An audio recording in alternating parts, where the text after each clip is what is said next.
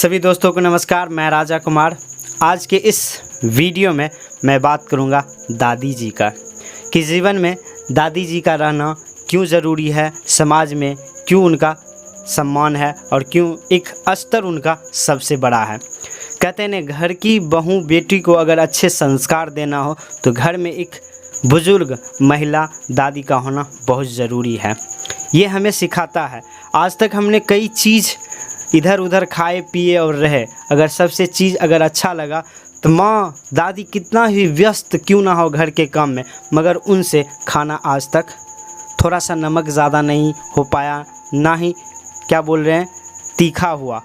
जैसा बनना चाहिए उनके मुताबिक और लोगों के मुताबिक वैसा ही खाना बनता है। यह एक अनुभव कहता है कि अगर दादियाँ कितना भी व्यस्त हो, माँ कितना भी व्यस्त हो, भाभी कितना भी व्यस्त हो, मगर खाने में आज तक 19-20 नहीं हुआ। ये सबसे बड़ी हमारे महिला समाज की सबसे बड़ी उपलब्धि है। और घर के अगर अपने छोटी बेटी, बहू या बहन या किसी भी को अगर महिला संस्कार देना हो तो सबसे पहले हमें अपने दादी से मिलता है कि समाज में कैसे रहना है, किन लोगों से कैसे बात करना है। ये सब हमें हमारी माँ को, हमारी बहन को एक दादी ही सिखाती है।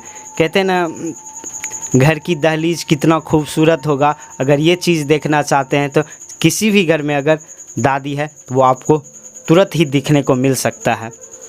हमें कहीं ना कहीं इस चीज़ का बढ़ावा देना चाहिए कि बड़े बुजुर्ग का रहना और ख़ास करके महिला बुजुर्ग का रहना समाज में, घर में बहुत ज़रूरी है। अभी के समय में कुछ संस्कार कम होते जा रहे हैं। कहीं ना कहीं हमारे जो बुजुर्ग महिला हैं, दादी हैं, उनका संख्या धीरे धीरे कम होते जा रहा है। कुछ घर के आपत्तिजनक बातों को लेकर कि बड़े बूढ़ों का या जो महिला दादी हैं उनका सम्मान किया नहीं जा रहा है। कहीं ना कहीं हमें सोचना पड़ेगा और समझना पड़ेगा कि हमारी जो बहुएं हैं, जो भाभी हैं और जो बेटियां हैं, उन्हें संस्कार से प्रोत करना पड़ेगा। तभी जाके एक बेहतर समाज, एक बेहतर घर, एक बेहतर राष्ट्र निर्माण हो सकता है। तो हर हमेशा हमें उन बुजुर्ग महिला से सीखना होगा और सीखने की हमें इच्छा रखनी होगी। तभी जाके कि हम बेहतर समाज, घर को बेहतर बना सकते हैं। कहते हैं बचपन में हमने कई सारे पैसे लिए, मगर अभी जो चल रहा है ATM, हमारे घर में भी कभी दादी जी जो थी वो ATM थी। आंचल के किसी एक कोने में टुकड़े में बांध के सिक्के रुपये रखते थे। जब भी मांगता था तो वो मना नहीं करती थी, झट से खोल के दे देती थी। वो पुरानी ATM जहाँ ना पिन की ज़रूरत होती थी, अगर कहीं कुछ अगर ज़रूरत थी तो चेहरे पे एक मुस्कान के साथ मैं कह देता था, दादी हमें 1 रुपया 2 रुपया दे दीजिए। वो बिना हिचके, बिना सवाल किए ही वो पैसे हमें दे देते थी। काफ़ी अच्छा लग रहा था वो माहौल। वो क्या बोलूँ, दादी और माँ बहन के बारे में बोलने के लिए मेरे पास शब्द ही नहीं हैं।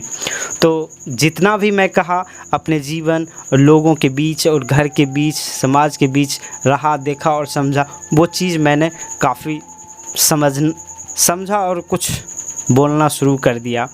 ऐसा नहीं कि मैं जानता नहीं और आप भी नहीं जानते, मगर कुछ चीज़ को मैंने महिला से और दादी से सीखने की कोशिश की। तभी जाके आज कुछ अच्छा लग रहा है कि हाँ, दादी के बारे में भी कुछ बोलना बहुत ज़रूरी है। अगर घर के छोटी बच्ची, बहन, बहू और माँ को अगर कुछ बेहतर अगर संस्कार मिले तो वो हमारी दादी से ही मिले। और बुज़ुर्ग जो महिला हैं उन्हीं से मिलता है कि किन से क्या बात किया जाए, कैसे बात किया जाए, या किन किन चीज़ों पे किस तरह से काम किया जाए। वो दादी ही हमारी माँ को, बहन को या बेटी को सिखाती हैं कि इस तरह के काम करोगे यहाँ पे तो ऐसे होगा, उस तरह के काम वहाँ नहीं करो जिससे लोग को तकलीफ़ हो या तुम्हें खुद सर झुकाना पड़ जाए। ये सब सारी बातें हमें कहीं ना कहीं एक दादी से ही मिला है। तो अब मैं यही अंतिम में कहना चाहता हूँ कि दादी जैसी भी हो, वह झुर्रियाँ भरी चमड़ियाँ आपको वो ज्ञान दे देगी जो आप किसी किताब में नहीं पढ़ सकते हैं, ना समझ सकते हैं। अगर वो सबसे ज़्यादा अगर झुर्रियाँ भरी चमड़ी वाली दादी अगर आपको ज्ञान दे दी तो आप हर हमेशा ध्यान में रखते हैं। सभी दोस्तों से यही कहना चाहता हूँ कि अपनी दादी, माँ, बहन सबका सम्मान करें और आदर करें। इन्हीं शब्दों के साथ मैं आपको यही कहना चाहता हूँ। फिर मिलेंगे अगले वीडियो में। तब तक के लिए सभी दोस्तों को धन्यवाद। फिर मिलेंगे अगले वीडियो में। और अंतिम में तो मैं एक ही शब्द बोलूँगा, हंसते रहिए और मुस्कुराते रहिए। सभी दोस्तों को धन्यवाद।